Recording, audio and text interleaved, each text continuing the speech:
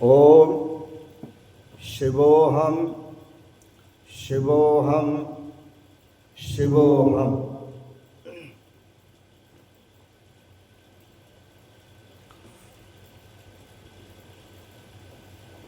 ओम सच्चिदानंद रूपाय विश्वोत्पत्त्यादि Hathaway तापत्रय विनाशाय श्री कृष्णाय वयं नमः। श्री कृष्णाय वयं नमः। ओम अखंडानंद बोधाय शिष्य संतापहारिणे सच्चिदानंद रूपाय तस्मै श्री गुरवे नमः। तस्मै श्री गुरवे नमः। तस्मै श्री गुरवे नमः। पूर्व प्रसंग में आप श्रवण कर रहे थे, जिस महापुरुष ने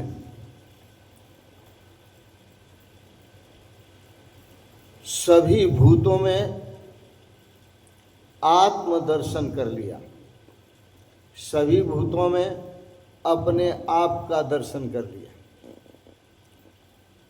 और अपने आप में सभी भूतों का दर्शन कर लिया, ऐसा जो महापुरुष है वह ये समझ लेता है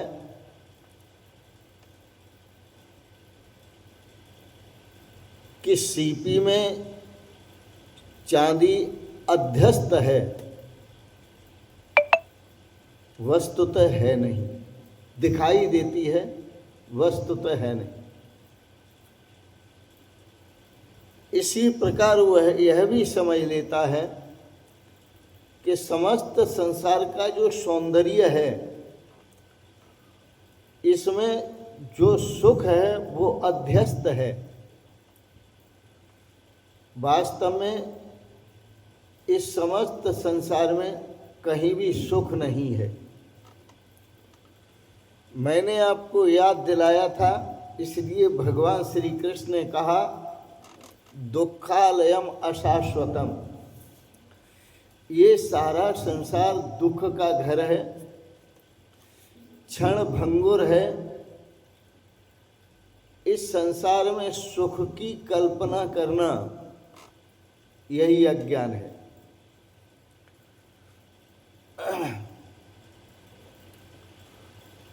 आगे आप श्रवण करेंगे, आस्थित परमाद्वैतम मोक्षार्थेपि व्यवस्थिताः आश्चर्यं कामवशगो विकलः केल शिक्षया। एक बड़ा आश्चर्य है कि भगवान श्री राम जैसे महापुरुष इस पृथ्वी पर अवतरित हुए और वह आपको एक संदेश, विशेष संदेश दे के गए। और वह संदेश क्या था कि बड़े भाग्य मानुष तन पावा, सुर दुर्लभ सद ग्रंथन गावा। यह मनुष्य शरीर जो मिला है बड़े भाग्य से मिला है, बड़े भाग्य से। यह मानव शरीर देवताओं को भी दुर्लभ है। देवता भी भगवान से प्रार्थना करते हैं कि हमें मनुष्य का शरीर मिले तो हम देवत्व से कब मुक्ति प्राप्त करें, क्योंकि मुक्ति का साधन यह मनुष्य शरीर है। साधन धाम, भगवान श्री राम ने कहा साधन धाम मोक्ष कर द्वारा पायन जय परलोक समाना। सभी साधनों का धाम और मोक्ष का दरवाजा यह मानव शरीर है। और इसको प्राप्त करके जिसने अपने परलोक को नहीं संवारा, अर्थात परमात्मा स्वरूप को प्राप्त नहीं किया, आत्म स्वरूप को प्राप्त नहीं किया, ते परत्र दुख पाए नर। वो मनुष्य इस संसार में दुख पा करके सिर धुन धुन पछताएं। वो अपना सिर धुन धुन के पछताते हैं कि हमसे बड़ी भूल हो गई कि हमने मानव जीवन का जो फल था वह प्राप्त नहीं किया। मानव जीवन का जो मूल्य था हमने नहीं समझा। मानव जीवन हमें किस लिए मिला यह हमने नहीं समझा। इसलिए महर्षि अष्टावक्र जनक जी को कहते हैं, ठहरो, आस्थितः परमाद्वैतम। मैं समझता हूं कि परम अद्वैत का आश्रय किया हुआ है तुमने। मैं समझता हूं मोक्षार्थे भी व्यवस्थित है, आपने मोक्ष का भी आश्रय लिया हुआ है। फिर कहूं, जनक जी, हे तात, हे प्रिय, मैं समझता हूं कि परम अद्वैत का आपने आश्रय लिया हुआ है। परम अद्वैत आत्मा और परमात्मा दोनों एक हैं, नाम दो हैं, नाम दो हैं, वस्तु एक है। तो उस अद्वैत का, परम अद्वैत का, अद्वैत का ही नहीं परम अद्वैत का आश्रय किया हुआ है आपने, और मोक्षार्थे भी व्यवस्थित है, आपने मोक्ष के लिए भी व्यवस्था की है, अर्थात उद्यत हो, तैयार हो मोक्ष प्राप्त करने के लिए। लेकिन ऐसी स्थिति प्राप्त होने पर भी काम वशगः, काम के वश होकर, काम वशगः, काम के वश होकर, और काम के वश में क्यों हुए? केल शिक्षया, पूर्व जन्मों में जो हम काम क्रीड़ा करते रहे वह संस्कार मन में जागृत हुआ, तो उसी काम भोग की वासना जागृत हुई, विषय भोग की वासना जागृत हुई। तो केल शिक्षा, उस काम की जो वासना जागृत हुई, तो उस काम क्रीड़ा के लिए, काम भोग के लिए विकलह, यह मानव व्याकुल होता है। सावधान जनक जी, कहीं ऐसा न हो कि यह जानते हुए कि मुझ में सब हैं और सब में मैं हूँ, सभी भूतों में मैं हूँ और सभी भूत मुझ में हैं, ऐसा जानते हुए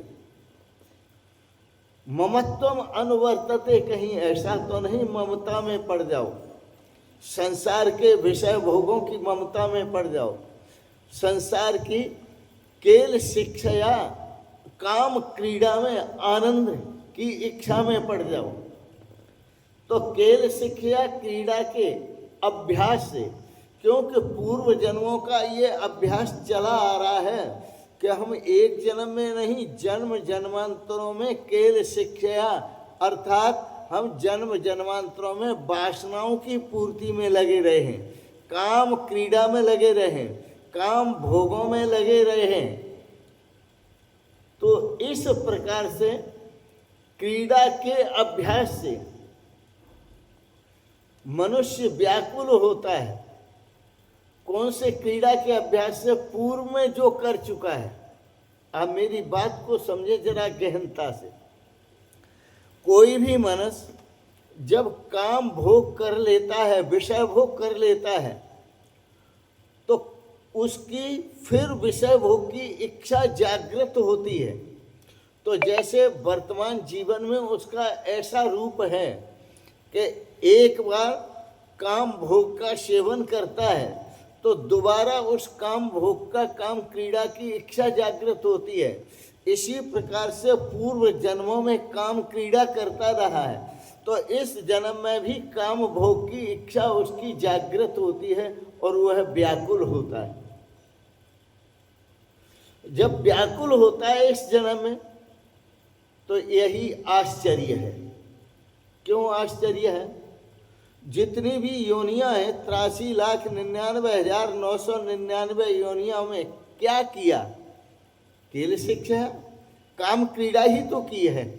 अब यह मनुष्य योनि है, तो भगवान श्री राम साक्षात प्रभु अवतार लेकर के आपके बीच में आए और बीच में आकर के उन्होंने आपको सावधान किया और सावधान करते हुए कहा, बड़े भाग्य मानुष तन पावा।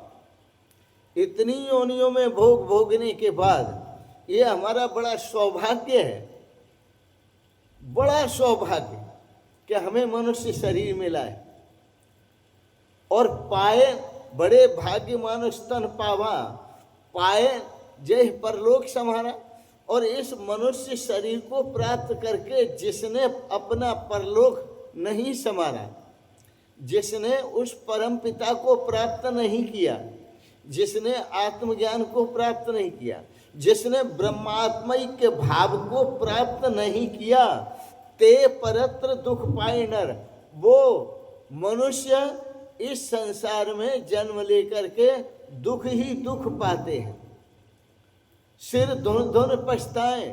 और जब दुखी होते हैं तो वह अपने सिर को ही धुन धुन करके और पश्चाताप करते हैं, कहाँ गिर गए गहरे कुआं में, अब इससे निकलना मुश्किल है। श्रीमद् भागवत में तो यह जो घर है इसको भी कुआं का है, ये घर गहरा कुआं है कि मनुष्य जब तक घर गृहस्थी में फंसा नहीं, पड़ा नहीं, तब तक वो निकल सकता था। लेकिन घर गृहस्थी में पड़ने के बाद अब इसका निकलना बड़ा मुश्किल है। मैं बुजुर्गों से बात करता हूँ, मुझे आनंद आता है। मैं बुजुर्गों से कहता हूँ कि अब तो आप बुजुर्ग हो गए, अब तो आपकी चतुर्थ अवस्था है। वेद कहता है ब्रह्मचर्य समाप्य ग्रही भवेत, ग्रही भूत्वा बनी भवेत, बनी भूत्वा परिव्रजेत। कि गृहस्थ ब्रह्मचर्य अवस्था को समाप्त होने के बाद गृहस्थ में प्रवेश करो, गृहस्थ का आनंद लो, क्रम संन्यास। और गृहस्थ का आनंद लो 25 वर्ष तक, 25 वर्ष ब्रह्मचारी रहो, 25 वर्ष गृहस्थ धर्म का आनंद लो। और 25 वर्ष, फिर 50 वर्ष के बाद वानप्रस्थ आश्रम को ग्रहण करो। तो वानप्रस्थ का आश्रम, वानप्रस्थ का मतलब होता है बनी भवेत। बनी भवेत का मतलब घर में न रह करके वन में जाकर भजन करो। पति पत्नी दोनों ही भजन करो, घर में न रह करके वन में जा करके भजन करो। यूपी में प्रथा है, कहीं कहीं देखा है कि क्या करते हैं वो गृहस्थ कि अपना घर छोड़ करके खेतों पर उन्होंने ट्यूबवेल बना लिया, अपनी मढ़ैया डाल दी, झोंपड़ी डाल ली, या एक कमरा बना लिया, वहाँ जा कर के रहते हैं, वहीं सोते हैं। घर से कोई मतलब नहीं है। ठीक है, घर के कामकाज भी देखते हैं, लेकिन वहाँ जा कर के सोते हैं, व्रतता का भी आनंद लेते हैं, हाँ? और केल शिक्षा वो भी आनंद लेते हैं, लेकिन अधिकांश वो दूर रहते हैं। फिर वानप्रस्थ होने के बाद फिर संन्यास ले लो। तो आश्चर्यम काम वशगः विकल केल शिक्षया, ये सब साधन हमारे शास्त्रों में बताए हैं, वेदों में बताए हैं। लेकिन आश्चर्य इस बात का है कि सारे साधन होते हुए, साधन धाम, साधनों का धाम समूह, यह मानव जीवन है, मोक्ष का दरवाजा है। और फिर भी केल शिक्षया विकल है, विषयों को भोगने के लिए विकल हो रहा है, व्याकुल हो रहा है। यही आश्चर्य है। जन्म जन्मांतरों में जिनको भोगता रहा है, उन्हीं को भोगने के लिए मनुष्य जीवन में भी व्याकुल हो रहा है। चलो व्याकुल हुआ तो परिणाम क्या होगा? ते परित्र दुख पाए नर, वो मनुष्य दुख पा करके सिर धुन धुन पछताए, सिर धुन धुन के पछताए।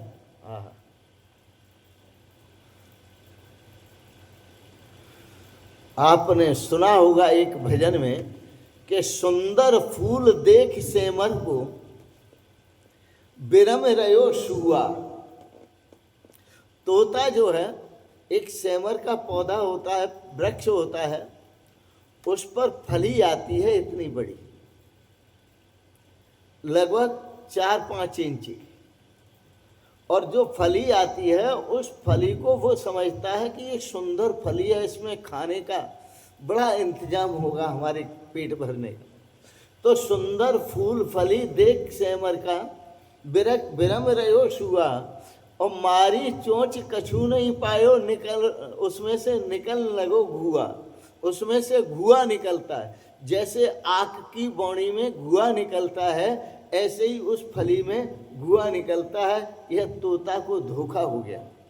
तो ये जितने मनुष्य जीवन को प्राप्त तोता हैं, इनको भी धोखा हो रहा है कि घर गृहस्थ में जाकर के और घर गृहस्थ का आनंद लेते हैं और वो सुख का साधन करते हैं। सुख का साधन वो ये समझते हैं कि ये हमारे सुख का साधन, और नाना प्रकार के साधन जुटाते रहते हैं। और बाद में जब बुढ़ापा आता है तो निकल पड़ो भुआ। वो सब ऐसा ही निकलता है कि दुख ही दुख निकलता है, वहां सुख नहीं होता। जिनको हम सुख रूप मानते हैं वो वास्तव में दुख रूप हैं, सच्चाई ये है। और जिसको हम समझ नहीं पाए, जो सुख रूप है परमात्मा, जो सुख रूप है अपना निजी आत्मा, जिसको हम समझ नहीं पाए, यही हमारी मूर्ता है। तो विकलह केल शिक्षया काम बसगह, काम के वशीभूत होकर और पुनः पुनः जब जन्म होता है तो केल शिक्षा विषय भोग की इच्छा करता है और विषय क्रीड़ा करता है, विषयों में क्रीड़ा करता है, खेलता है। यही बड़ा आश्चर्य है। कितने जन्मों से विषय भोगता हुआ चला आ रहा है। जब गधा बना तो भी विषय भोगा, कितनी बड़ी इंद्रिय दी। पशु बना, भैंस बना, भैंसा बना, तब भी विषय भोगता हुआ चला आया। नाना प्रकार की योनियों में गया और विषय भोग करता चला आया, लेकिन इसकी तृप्ति नहीं हुई। और जब तृप्ति नहीं हुई तो याद रखना, इसलिए संत आपको जागृत करते हैं कि आप सजातीय भेद से मुक्त हो, विजातीय भेद से मुक्त हो और स्वगत भेद से भी मुक्त हो, तभी आपको श्रेय की प्राप्ति होगी। सजातीय भेद देखो, वृक्ष में भी भेद होता है, पशु में भी भेद होता है, मनुष्य में भी भेद होता है। और विजातीय भेद मनुष्य और पशु का भेद, और फिर पशुओं में भी विजातीय भेद, मनुष्य भैंस का, गाय का और सूअर का भेद, ये भी विजातीय, वहाँ भी विजातीय भेद होता है।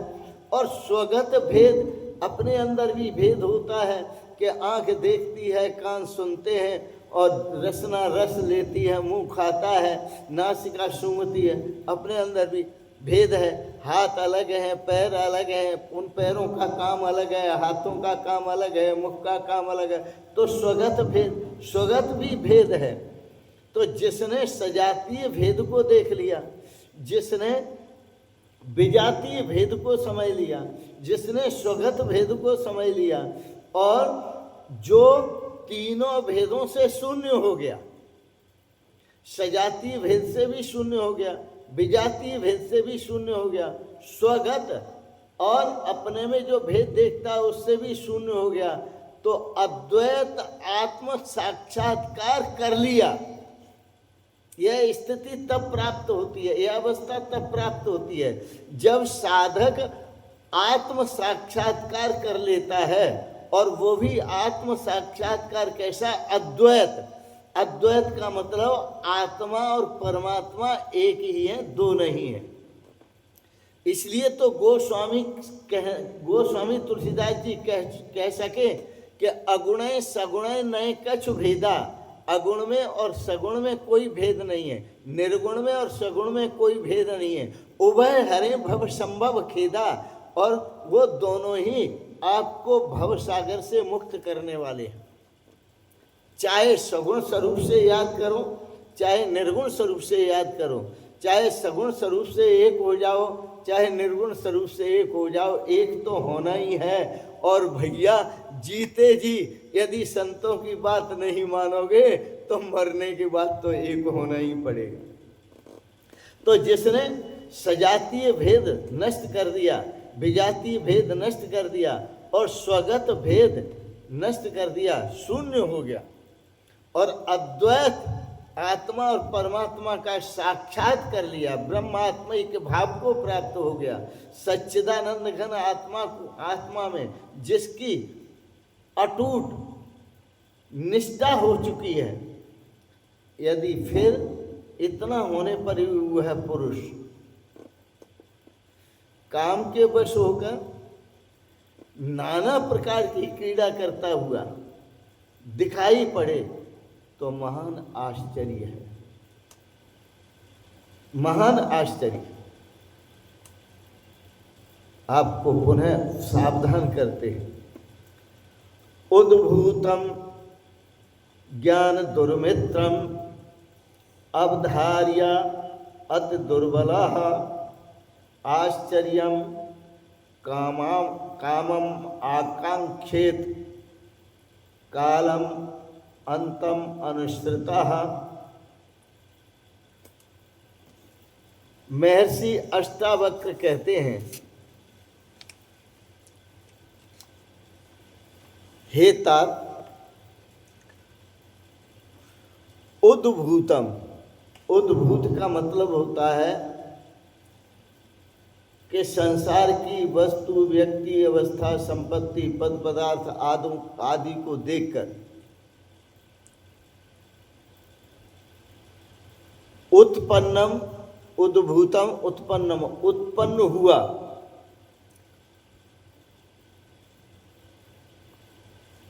ज्ञान दुर्मित्रम, ज्ञान का दुर्मित्र दुश्मन कौन है? काम। क्योंकि मनुष्य के अंदर जो काम, किसी सुंदरी को देखकर काम जागृत होता है तो ज्ञान काफूर हो जाता है। मैं सबकी बात नहीं करता।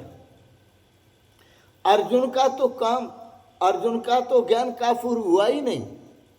भगवान श्री कृष्ण ने अर्जुन को ऐसा ज्ञान दिया कि सुंदर अप्सरा उस अर्जुन को डिगाने आई और बहुत तरह से उसने अर्जुन को अपने काम के लिए में फंसाने का प्रयास किया। अर्जुन तो नहीं फंसा।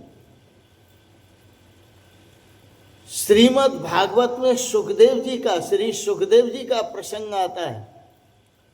वो भी तो संत थे, वो भी तो महापुरुष थे, वो भी तो अद्वैत तत्व में स्थित थे। उनको भी सुंदर अप्सरा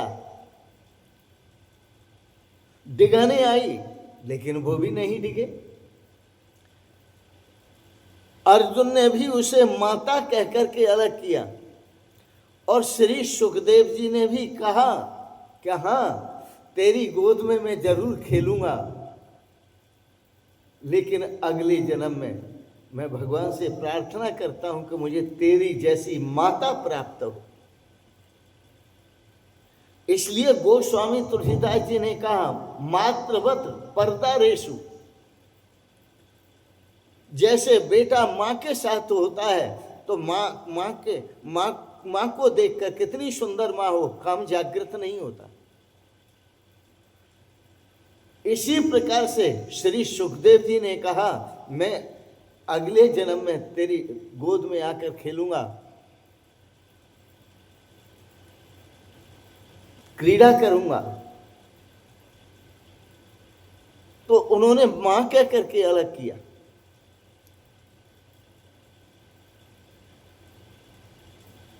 तो काम का शत्रु सबके अंदर उत्पन्न होता है। काम का शत्रु ज्ञान है और ज्ञान का शत्रु काम है। काम यदि नष्ट हो सकता है तो ज्ञान के द्वारा ही हो सकता है, भक्ति के द्वारा ही हो सकता है। तो उत्पन्नम, उत्पन्न हुए, उद्भूतम, उत्पन्न हुए, ज्ञान दुर्मित्रम, काम का शत्रु जो उत्पन्न हो जाता है, वो ज्ञान का शत्रु जो उत्पन्न हो जाता है। आश्चर्य, अवधार्य, जो काम का शत्रु उत्पन्न होता है, जो ज्ञान का शत्रु उत्पन्न होता है काम, और ऐसे काम को अवधार्य, जो धारण कर लेते हैं, अति दुर्बल,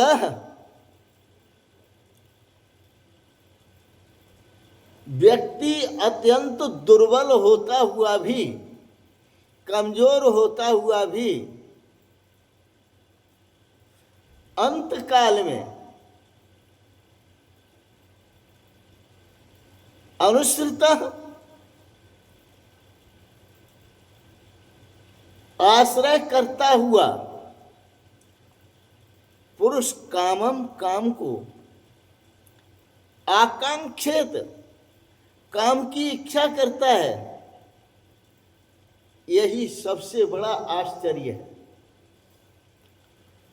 जब तक इंद्रियां सबल रहीं, तब तक यह मानव अपने परिवार में रहकर काम भोग करता रहा। अब जब इंद्रियां शिथिल हो गई, बुढ़ापा आ गया, चला नहीं जाता, उठा नहीं जाता, बैठा नहीं जाता, फिर भी काम इच्छा है, और फिर भी काम इच्छा है। क्या है? अरे मैं बच्चे की शादी देख लेता, और शादी देख ली तो शादी के बाद काम इच्छा रहती है कि जरा पोते का भी दर्शन कर लेता। पोते का दर्शन हो जाए तो फिर इच्छा रहती है जरा पोते को भी शादी देख ले। तो क्या क्या इच्छा, इस इच्छा में तो मैंने आपको कहा कि व्यक्ति अपने जीवन में अपने कारण दुखी नहीं है, वह दूसरे के कारण दुखी है। और संसार में वह अपने कारण नहीं आता जाता, अपना तो कोई कारण ही नहीं है। वह हमेशा दूसरों के कारण संसार में बार बार जन्मता है और बार बार मरता है, फिर भी सुधरता नहीं। इसलिए जगद्गुरु शंकराचार्य ने कहा, पुनरपि जननम पुनरपि मरणम पुनरपि जननी जठरे शयनम, ये संसारे खल दुस्तारे कृपया पारे पाहे मोरारे। अरे भज गोविंदम भज गोविंदम भज गोविंदम मूढ़ मते। हे मंद बुद्ध है, भगवान का भजन कर, जी भर के संतों का सत्संग कर। सत्संग की प्रेरणा क्यों देते हैं संत? वह इसलिए देते हैं कि सत्संग में जाकर ये ज्ञान के बैरी को समझ सके कि ज्ञान का जो बैरी है वो कौन है। हमारे जीवन में जो शत्रु पनप रहा है वो कौन पनप रहा है?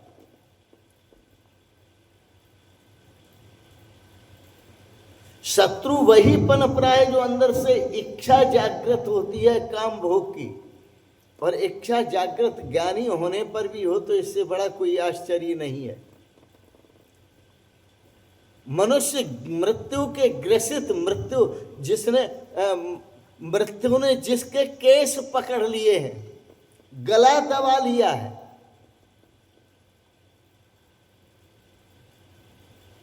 उस व्यक्ति को भी समीपवर्ती का मतलब इंद्रियों से जिन भोगों को भोगता रहा, जिन विषयों को भोगता रहा, उसकी इच्छा जागृत हो जाए, यह बड़ा आश्चर्य है। और जिसको समीपवर्ती, उस अवस्था में समीपवर्ती भोगों की इच्छा जागृत नहीं होती, वैसा जो पुरुष है वह विषय भोग से सदा मुक्त रहता है, वह विवेकी पुरुष है। इस प्रसंग से महर्षि अष्टावक्र यही बताते हैं कि ज्ञानी होने पर विषय भोगों के संग्रह करने की इच्छा नहीं होना चाहिए। इसका मतलब जनक जी से ये समझना चाहते हैं, क्या तुम्हारी राज्य की इच्छा है, राज्य को चलाने की और राजभोग सामग्री को एकत्रित करने की? जनक जी विचार में डूब गए और जनक जी विचार में डूब करके अपने आप की तरफ सरकते हैं, अर्थात आत्म स्वरूप में, ब्रह्म आत्मिक के भाव में सरकते हैं और ब्रह्म आत्मिक के भाव में स्थित हो जाते हैं। कहते हैं गुरुदेव, इसका उत्तर मैं कल दूंगा, आज नहीं।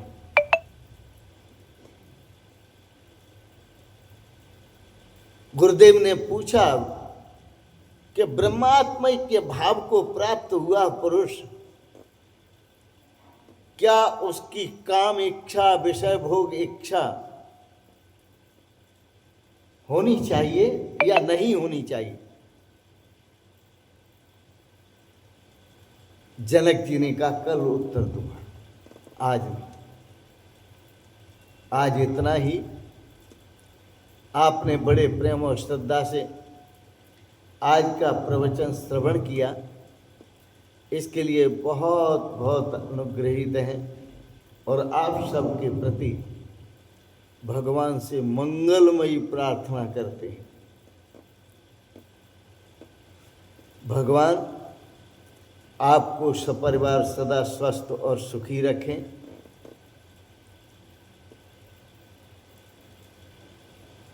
आपको बहुत बहुत शुभकामनाएं, बहुत बहुत आशीर्वाद और आपके परम पवित्र श्री चरण कमलों में मेरे बहुत बहुत प्रणाम प्रणाम प्रणाम। शिवोहम शिवोहम शिवोहम।